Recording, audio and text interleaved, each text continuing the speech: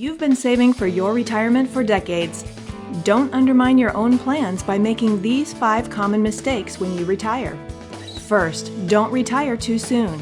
Lifespans are increasing, and many retirees underestimate their life expectancy when calculating the money needed to live on. The second mistake to avoid? Spending too much in the first years. It's easy to overspend while playing with your newfound freedom, but it can cause shortfalls later in life. Budget accordingly and stick to your plan. The third mistake is underestimating medical expenses and overestimating Medicare benefits. Avoid surprises by factoring in enough money to supplement Medicare, and consider buying added health insurance to fill in any gaps. Another mistake is taking Social Security benefits too early.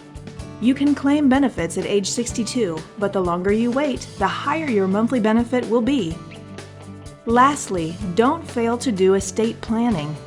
An estate plan and a will maximizes the chances that your wishes will be followed and your assets will go where you dictate.